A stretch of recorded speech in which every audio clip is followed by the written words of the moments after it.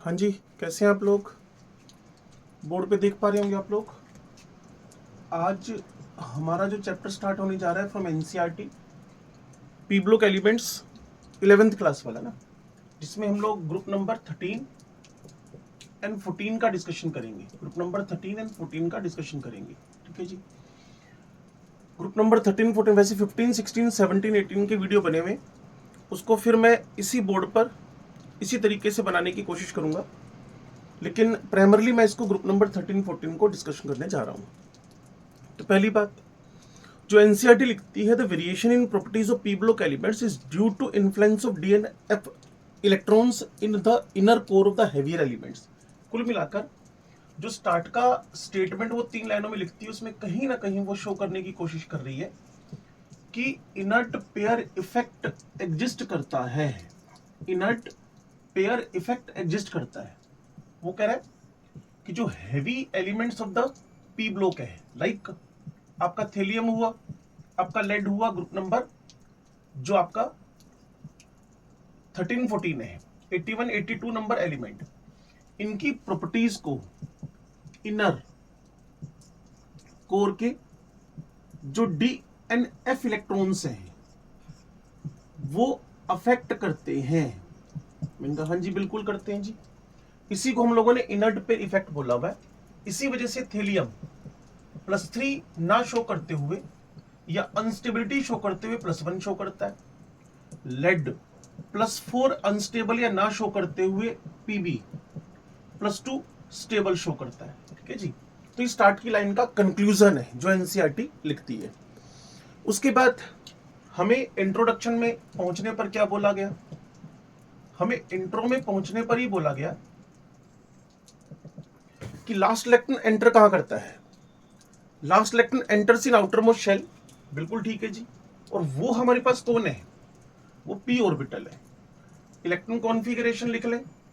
NS2 NP 1 to 6 में जो हमारे पास लास्ट इलेक्ट्रॉन है वो पी सबशेल या पी ऑर्बिटल में एंट्री कर रहा है। Last electron enters in outer most P orbital. P subshell में मैक्सिमम 6 इलेक्ट्रॉन आप भर सकते हैं, जैसा कि आपको पता है। पी सबशेल में मैक्सिमम आप 6 इलेक्ट्रॉन्स भर सकते हैं। तो इस मैक्सिमम 6 इलेक्ट्रॉन्स भरने की वजह से आपके पास 6 total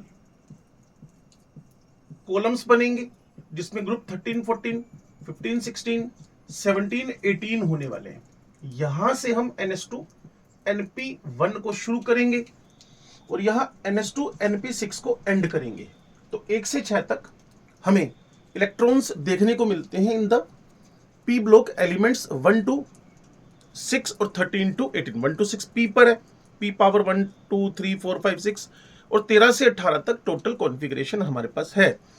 वैलेंशियल electron configuration NS2 NP 1 to 6 लिख दिया गया। हाँ, एक जगह आप समझ सकते हैं कि एक एक्सेप्शन आपके पास है, दैट इज द हीलियम। आप सबको पता है हीलियम को नोबेल गैसेस के टॉप पे रखा गया है। नोबेल गैसेस के, क्योंकि इसकी प्रॉपर्टीज मैच करती हैं नोबेल गैसेस से। इसकी प्रॉपर्टीज मैच करती हैं नोबेल गैसेस से। Properties of the helium match करती है नोबेल गैसेस से, लेकिन लेकिन लेकिन लेकिन कॉन्फ़िगरेशन मैच करता है एस ब्लॉक से। तो एक्सेप्ट हीलियम उन्होंने लिख दिया है। अब वो एक बात फिर लिख रहे हैं कि different inner core greatly influences the physical properties. बिल्कुल ठीक है जी। अगर मैं कॉन्फ़िगरेशंस चेक करूं बोरोन से लेकर नीचे थेलियम तक, तो समझ में आएगी बात। इनर कोर का जो डिफरेंस है, जो इनर कोर का डिफरेंस है वो ग्रेटली इन्फ्लुएंस करता है। जो इनर कोर का डिफरेंस है वो ग्रेटली इन्फ्लुएंस करता है फिजिकल प्रॉपर्टीज को as well as chemical properties को। Physical as well as chemical properties को इन्फ्लुएंस करता है। और हमें अगर बोरोन देखने को मिले तो ये 1s2 2s2p 1 है। अगर मैं इसकी जगह पर गैलियम लिख दूं तो वहां मुझे 18 लिखने के बाद 3s2 3p6 लिखने के बाद यहां नेक्स्ट कॉन्फ़िगरेशन में मेरे पास डी आएगा, क्योंकि ये तो originally 1s2 2s2 p6 3s2 3p6 है। ये 3s2 3p6 तो इसमें इन्वॉल्व हो गया। फिर आप 4s2 4p6, ठीक है जी, 4s2 4p6, लेकिन इसमें मुझे कहीं ना कहीं 3d10 मिलता है, और 3d10 जबकि बोरोन एंड एल्यूमिनियम में डी नहीं है। जैसे और नीचे जाऊंगा तो मुझे एफ मिलने लगेंगे। तो जो इनर कोर का ये डिफरेंस है वो फिजिकल और केमिकल प्रॉपर्टीज को इसको हाई लेवल पे इन्फ्लुएंस करता है। और उन्होंने कहा जी अगर आप मैक्स ऑक्सीडेशन नंबर निकालना चाहते हैं, मैक्स ऑक्सीडेशन नंबर निकालना चाहते हैं, तो मैंने आपको रेडॉक्स चैप्टर में बताया था, सम ऑफ SnP इलेक्ट्रॉन्स कर लीजिए। ग्रुप नंबर 13 का NH2NP1 है, ग्रुप नंबर 13 का NH2NP1 है, तो मैक्सिमम ऑक्सीडेशन नंबर इनका 3 हो पाएगा। अब इससे एक इशारा हमें मिल गया कि जब मैं 13th ग्रुप से 18th की तरफ चलूंगा तो कॉन्फ़िगरेशन NH2 NP1 से NH2 NP6 की तरफ है, तो फिर ऑक्सीडेशन नंबर की पॉसिबिलिटीज हमें बढ़ती हुई नजर आएंगी। ये लिखा हुआ है, वैलेंसी बढ़ रही है with moving from right, moving towards the right hand side. जब मैं लेफ्ट से राइट की तरफ बढ़ रहा हूं तो वैलेंसी भी इंक्रीज कर रही है और ऑक्सीडेशन नंबर भी इंक्रीज कर रहा है। ग्रुप नंबर टॉप से बॉटम चले तो फिर हमें कहा गया कि कहीं ना कहीं अगर मैं बोरोन की बात करूं तो ये +3 स्टेबल ऑक्सीडेशन नंबर बना सकता है, ऑक्सीडेशन नंबर की बात कर रहा हूं। लेकिन मैं टॉप से बॉटम चलूं तो थेलियम में +3 स्टेबल नहीं है, थेलियम में +1 स्टेबल है, थेलियम में +1 स्टेबल है, थेलियम में +1 स्टेबल है। Group number stable for the lighter elements but for heavy elements, जो इनर्ट पेयर इफेक्ट है वो वर्किंग होगा। तो थेलियम का इनर्ट पेयर इफेक्ट लगने से +1 ज्यादा स्टेबल है, पेयर बिकम्स इनर्ट। अगर आप इस टर्म को समझते हैं तो अच्छी बात है, रिवीजन की बात। तो ये भाई साहब जब बॉन्डिंग में पार्टिसिपेशन बंद कर दें, participation in bonding, participation in bonding बंद कर दें ये NH2 इलेक्ट्रॉन, और सिर्फ NP1 का बॉन्डिंग में पार्टिसिपेशन हो, सिर्फ NP1 का बॉन्डिंग में पार्टिसिपेशन हो, तो उसी को हम लोगों ने क्या कहना शुरू कर दिया, पेयर बिकम्स इनर्ट। और पेयर बिकम्स इनर्ट हमें कहां मिलता है जी, थीलियम में। पेयर बिकम्स इनर्ट हमें कहां मिलता है, थीलियम में। तो heavy elements top to bottom higher oxidation state में पार्टिसिपेट करना बंद कर देते हैं, उसी को हम लोगों ने pair becomes inert, inert pair effect बोला हुआ है। और 2 यूनिट कम, जितना ओरिजिनल ऑक्सीडेशन नंबर है उसे 2 यूनिट कम ऑक्सीडेशन नंबर शो करते हैं, इसको पेयर बिकम्स इनर्ट का फंडामेंटल बोला गया है। उसके बाद फिर एनसीईआरटी क्या करती है, 13, 14, 15, 16 सबके पहले इलेक्ट्रॉन कॉन्फ़िगरेशन लिखती है, वो आपको पता ही क्या है। उसके बाद वो फिर लिखती है फर्स्ट मेंबर कौन है, वो बोरोन, फिर कार्बन, नाइट्रोजन, ऑक्सीजन, फिर फ्लोरीन, फिर नियोन, आपको पता ही है। फिर ग्रुप ऑक्सीडेशन स्टेट लिखती है मैक्सिमम वाला 3, 4, 5, 6, 7, 8 तक। फिर अदर ऑक्सीडेशन स्टेट लिखती है, तो बोरोन के साथ, बोरोन के साथ boron, carbon, nitrogen, oxygen, fluorine, neon, group oxidation state +3, +4, +5, +6, +7 and plus आपके पास 8 है। मैं फ्लोरीन का +7 नहीं बोल रहा, मैं ग्रुप का पहला मेंबर लिखा हुआ ये वाला फर्स्ट मेंबर, और ग्रुप 3rd या 13th, 14th, 15th, 16th, 17th and 18th है। इतनी बात समझते होंगे। फिर हमें कहा गया है कि ये जो आपके boron, carbon, nitrogen, oxygen, fluorine, neon है, ये इनका मैक्स ग्रुप नंबर के अकॉर्डिंगली है। लेकिन अदर ऑक्सीडेशन स्टेट में +1, अदर ऑक्सीडेशन स्टेट में +2, अदर ऑक्सीडेशन स्टेट के अंदर ये कार्बन नॉन मेटल आ गया तो +2, -4, यानी मैक्स मिनिमम की बात आ गई, मैक्स और मिनिमम सेम, मैक्स मिनिमम ये सब इसमें ऐसे कॉपी पेस्ट होता रहेगा। तो +5 तो इसका ग्रुप नंबर के बराबर है, +3, -3, +3 pair becomes inert, phosphorus nitrogen में नाइट्राइड भी बन सकते हैं। 16वें ग्रुप में मिनिमम यहां तक जा सकता है, +6 मैक्सिमम है ही।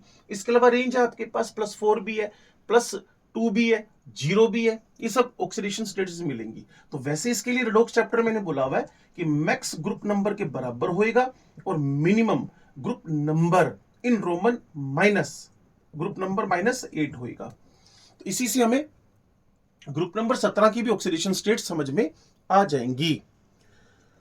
उसके बाद फिर वही सेम कहानी लिख रही है एनसीईआरटी की, relative stability of these 2 oxidation state, group oxidation state and 2 unitless, जो मैक्सिमम में से 2 कम, क्लियर, वो ग्रुप टू ग्रुप वेरी करेगी, और वो मुझे पता है कि ग्रुप नंबर 13 में +3+1 है, और ग्रुप नंबर 14 में +4+2 है, ग्रुप नंबर 15 में +3 और +5 मैक्सिमम +3, उसके बाद पेयर बिकम्स इनर्ट की वजह से है।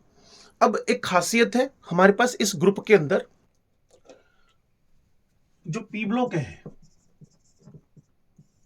उनमें ग्रुप टू ग्रुप चलेंगे आप, तो आपको मेटल्स भी मिलते हैं, आपको नॉन मेटल्स भी मिलते हैं, और आपको मेटलॉइड्स भी मिलते हैं। ऐसा यूनिक कॉम्बिनेशन सिर्फ आपको पी ब्लॉक में मिलेगा। तो कई बार तो मैं मजाक में बोलता हूं कि P block is just like India, यहां सभी मिलते हैं, मेटल भी मिलते हैं, नॉन मेटल भी मिलते हैं, और मेटलॉइड भी मिलते हैं। तो उसके बाद हमें समझना है कि जब हम टॉप से बॉटम जाएंगे, मेटेलिक नेचर बढ़ेगा, क्लियर, और नॉन मेटेलिक कैरेक्टर डाउन जाएगा, और मेटलॉइड तो चलो बीच में आते ही आते हैं। जैसे कि मैं बोरोन एल्यूमिनियम, गैलियम इंडियम, थीलियम की बात करूं, तो थीलियम आपके पास मेटल हुआ, और इसके बारे में थोड़ी सी कंट्रोवर्सी रहती है बुक टू बुक। जैसे कि एनसीईआरटी बोरोन के बारे में लिखती है कि जो बोरोन है वो नॉन मेटल है, तो कुछ बुक्स लिखती हैं मेटलॉइड है। तो ये चलता रहता है, एनसीईआरटी की बात आप मान सकते हैं। एनसीईआरटी साफ लिखती है कि अगर नॉन मेटल्स हैं, तो पीरियोडिक टेबल अगर आपने पढ़ा हुआ है आपको पता होगा, इनकी आयोनाइजेशन एनर्जी हाई एंड पे जाएगी, इनकी आयोनाइजेशन एनर्जी हाई एंड पे जाएगी, इनकी इलेक्ट्रोनेगेटिविटी भी हाई एंड पे जाएगी, इनकी इलेक्ट्रोनेगेटिविटी भी हाई एंड पे जाएगी। इसके अलावा इलेक्ट्रोनेगेटिविटी हाई एंड पे जाने की वजह से इनका एनायन बनाना भी आसान होएगा, ये एनायन भी जल्दी से बनाते हैं। हाई इलेक्ट्रो पॉजिटिव मेटल, पुरानी बात केमिकल बॉन्डिंग से उठा रहा हूं, कि अगर कोई हाई इलेक्ट्रो पॉजिटिव मेटल दे दे और एक हाई इलेक्ट्रोनेगेटिव एलिमेंट दे दे, वो नॉन मेटल होगा।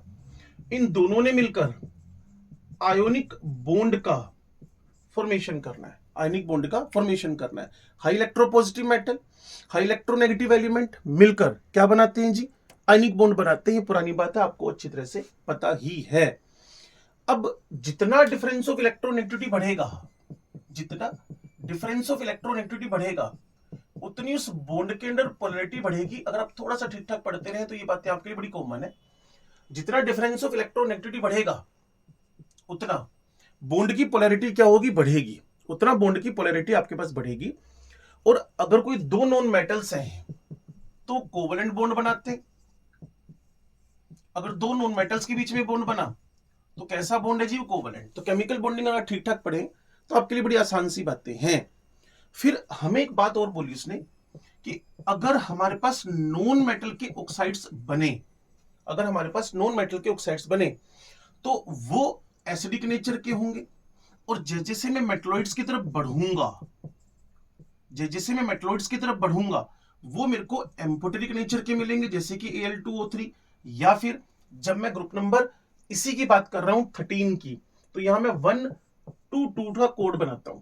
1 एसिडिक के लिए, ये 2 एम्फो के लिए, और ये 2 बेसिक के लिए।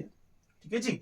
तो मेटलॉइड में एम्फोटेरिक नेचर आ जाएगा, और जैसे ही मैं मेटल्स की तरफ बढ़ूंगा, पी ब्लॉक भी लिखता है, एस ब्लॉक भी लिखता है, केमिकल बॉन्डिंग भी लिखता है, क्लियर, पीरियोडिक टेबल भी लिखता है कि इनके ऑक्साइड्स कैसे होंगे, बेसिक नेचर के होने वाले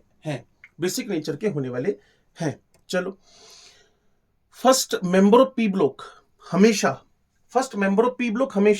थोड़ा सा एनॉमलस बिहेवियर शो करता है। आपने अगर मेरी एक प्लेलिस्ट बनी हुई है S block elements from the NCERT, उसको आप देखेंगे तो वहां का लिथियम और बेरिलियम भी एनॉमलस बिहेवियर शो कर रहा है, कि वो जैसे कि वो बोरोन के बारे में लिखेगा, पहला मेंबर छोटा है, उसकी आयोनाइजेशन एनर्जी भी हाई है, उसकी इलेक्ट्रोनेगेटिविटी भी हाई है, उसमें डी ऑर्बिटल्स का पूरी तरह से एब्सेंस है।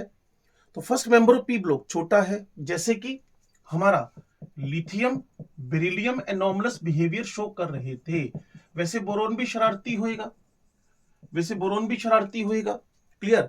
और इसकी कोवलेंसी, भाई साहब, अगर आप कोवलेंट बॉन्ड पढ़ते हैं, अगर आप केमिकल बॉन्डिंग पढ़ते हैं, तो आपको पता है कि जो सेकंड पीरियड है जो आपके पास सेकेंड पीरियड है, इसका कोई भी मेंबर अपनी covalency never greater than 4, max क्या करेगा जी 4। इसीलिए बोरोन एम्प्टी डी ऑर्बिटल्स की कमी की वजह से not more than 4, not more than 4, 4 से ऊपर जा नहीं पा रहा, 4 से ऊपर जा नहीं पा रहा। लेकिन अगर थर्ड ऑनवर्ड्स की बात करूंगा, अगर मैं थर्ड ऑनवर्ड्स की बात करूंगा, अगर मैं थर्ड ऑनवर्ड्स की बात करूंगा, तो इनमें डी ऑर्बिटल हैं जी, बिल्कुल हैं। इनका वैलेंसी का एक्सपेंशन होकर, इनके वैलेंसी का एक्सपेंशन होकर, इनकी वैलेंसी का एक्सपेंशन होकर ये अपनी वैलेंसी को 6 तक लेके जा सकते हैं। वैलेंसी का एक्सपेंशन पॉसिबल है इनके अंदर। Using these D orbitals the third period element can expand their covalency above 4, 4 से ऊपर जा सकते हैं। जैसे कि BF4 माइनस बनता है, लेकिन AlF6 -3 बनता है। क्लियर। डी ऑर्बिटल इनकी हैवी एलिमेंट्स की केमिस्ट्री को भी अफेक्ट करता है। क्लियर। केमिस्ट्री को अफेक्ट करता है, वो पहले भी मैं आपको बता चुका था। The chemistry of heavy elements in number of other ways वो अफेक्ट करता है। The combined effect of size and availability of d orbital considerably influences the ability of these element to form the pi bond. ये मैंने एक final line लिखी हुई है, उसको आप समझ लें कि हमारे पास 2-3 चीजें मिला लें। First member can form P pi, size small है, ये हम इस पर्टिकुलर 2 ग्रुप्स में खासकर बोलेंगे। अगर आप पाई बॉन्ड बनाने में कैपेबल है या चाहते हैं कि पाई बॉन्ड बनाए, एलिमेंट अगर पाई बॉन्ड बनाना चाहता है तो उसका size should be small. Size कम होएगा तो पाई बॉन्डिंग की टेंडेंसी। क्यों? क्योंकि pi bond itself weak bond है। पाई बॉन्ड इटसेल्फ एक वीक बॉन्ड है। पाई बॉन्ड इटसेल्फ एक वीक बॉन्ड है। पाई बॉन्ड इटसेल्फ एक वीक बॉन्ड है, तो छोटे साइज में इफेक्टिव ओवरलैपिंग हो जाएगी। अगर साइज स्मॉल होगा तो आप एक इफेक्टिव ओवरलैपिंग करवा सकते हैं। आप एक इफेक्टिव ओवरलैपिंग करवा सकते हैं, और जब इफेक्टिव ओवरलैपिंग होगी तो बॉन्ड में स्ट्रेंथ होएगी। That's why carbon double bond carbon, carbon triple bond carbon, ठीक है ना जी। इसके अलावा हमारे पास carbon double bond oxygen, carbon triple bond nitrogen, ये हरकतें कार्बन कर सकता है क्योंकि साइज स्मॉल है और capable to make the pi bonds. The combined effect of size and availability of d orbital considerably influences the ability of these elements to form pi bonds. The first member of group differs from the heavier elements in its ability to form p pi. पहला member अपने बाकी members के comparison में p pi bond बनाने में capable है, खुद के साथ भी, जैसे कार्बन हुआ और दूसरे एलिमेंट्स के साथ भी जो छोटे हैं, ठीक है ना जी। और स्ट्रेंथ ऑफ पाई बॉन्ड, जो स्ट्रेंथ ऑफ पाई बॉन्ड है वो लाइटर एलिमेंट्स में ज्यादा होएगी और हेवियर एलिमेंट्स में कम होएगी। स्ट्रेंथ ऑफ पाई बॉन्ड, और इसको समझने का एक ही तरीका मैंने आपको बताया, ये लो जी। साइज बढ़ेगा, strength of pi bonding, size बढ़ेगा, strength of pi bonding weak weak weak weak होती चली जाएगी। Strength of pi bonding weak होती चली जाएगी, ठीक है जी।